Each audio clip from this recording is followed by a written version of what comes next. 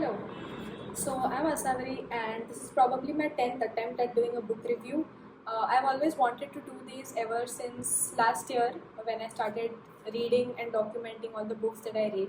So this is like a new year thing for me where I want to actively make book reviews since I love reading and I read at a normal pace, not super fast, and I don't read like 100 books a year, but I am aiming to complete around 40 books this year. So I'll document it, I'll share my journey with everybody who's watching, I guess. And yeah, so let's get into it.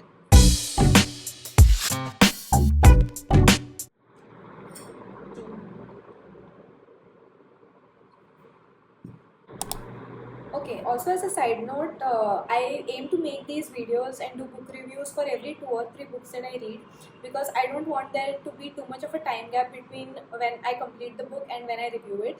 So that is why I don't want to review them at the end of the year when I don't know how I feel about that book or how I felt about that book when I completed it.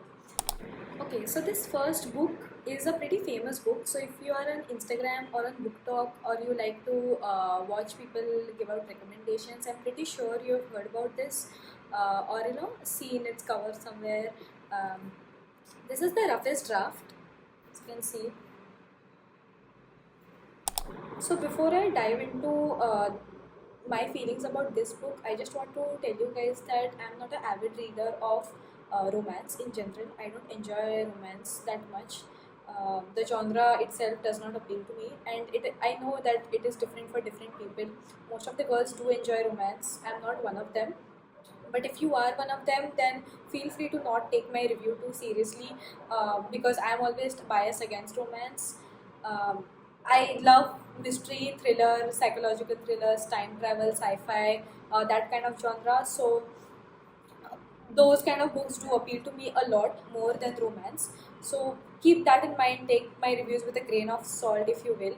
And yeah, let's dive into it. So this first book, it is a romance book, and that is why I gave you that disclaimer. So it is about two authors who write a book together, and it is like a worldwide hit. It like tops all the charts, and they earn a lot from that book. But then when they are writing it, something goes down between those two that they just refuse to see each other after that. They just refuse to talk. They refuse to work with each other. It's just very very bitter between both of them, and nobody knows what actually happened. So what happens is um, there is one more contract they are bound by where they have to write one last book, and that is why their editors come together and they convince both of them to write this one last book together. And the story is about how they write this last book, and this last book is actually about divorce. So how they frame the story around their own feelings about each other and everything else that goes on in their lives that they pen down in their books. So starting off, I felt this book was kind of boring. Like the first half, I just couldn't get through it. I don't know why. It was very slow for me, and nothing was happening. Like they were just stranded in one house, and they were writing and writing and writing. So it did not stick out to me as much. I understand that people do like reading slow-paced books where there is a lot of time for character development, for small incidences that make your character who they are by the end of the book. I do enjoy it, but I did not find it too great in this book. So that is why the first half of it I was really struggling to finish it. Um, but then I think after the second half it kind of picked up.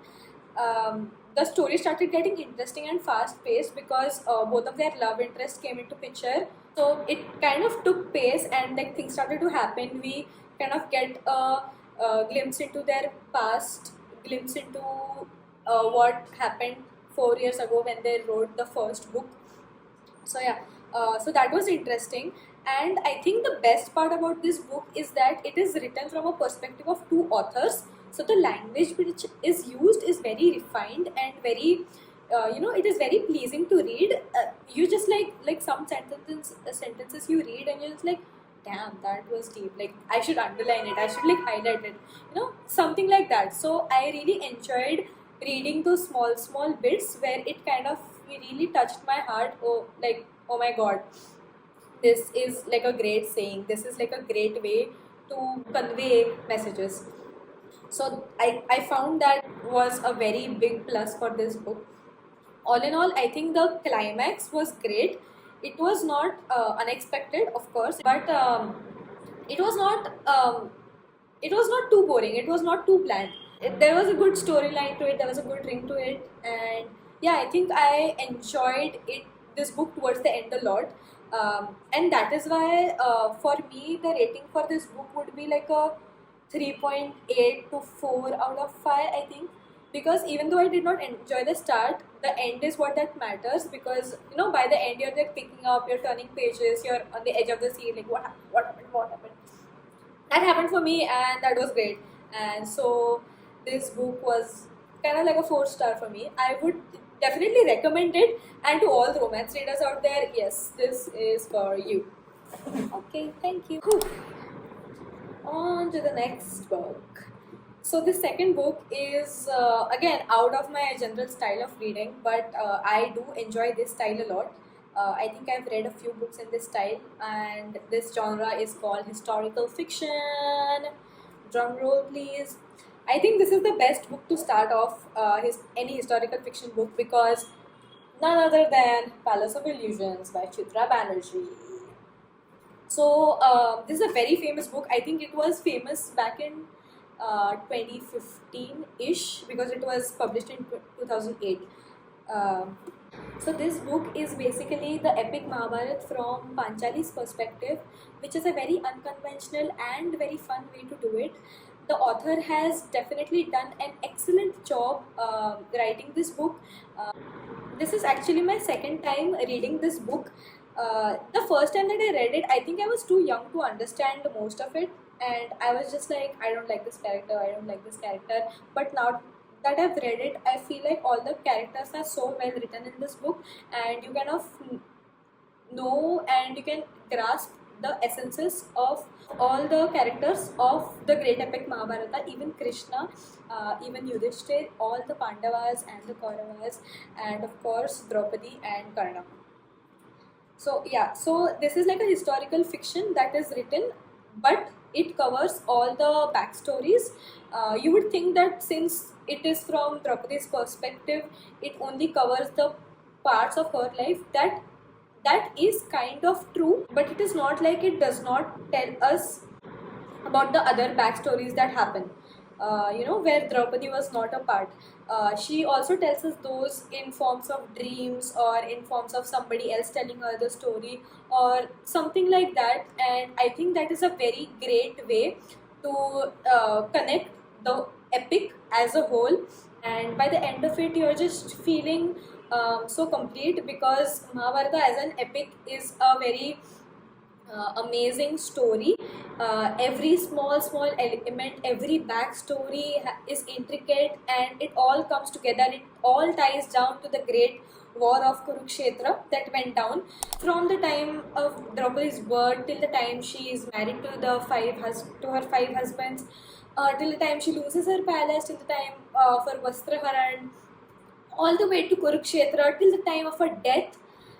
Everything is written in these 350 pages, and I can't actually believe, now that I've read it, I can't actually believe that this book is so comprehensive that it covers each and every small aspect of Mahabharata. It also mentions about Pandava's final abode to heaven, and how Panchali felt during this whole journey, how she reflected upon her life, how at each and every moment of her life Krishna was there with her, her Sakha was there with her, guiding her throughout the way. And at the end, she just realizes that all her happy moments of her life, where she really felt content, were all when Krishna was beside her. Krishna was joking around, making fun of things, and being a best friend to her. And I think that's very sweet. It gives you like a sweet culmination of things. Oh yes, and throughout this book there is one main theme that is recurring, and that is Draupadi's secret admiration, secret love towards the Pandavas' eldest brother Karna. This is like a 5 out of 5. Like I would recommend this to any and everybody out there. And if you are a historical fiction fanatic, then this is probably one of the best books that you could read. If there are more such books that I don't know about, please recommend those to me. After this book, I just feel so refreshed and so energized to read more of such stuff. And I'm really looking forward to the kind of books I'd read this year. I've already made like a TBR. And yes, so that was it. This was the second book. And I would close my video now because I'm just way too tired and I'm about to sleep. So, yeah, did it. Bye.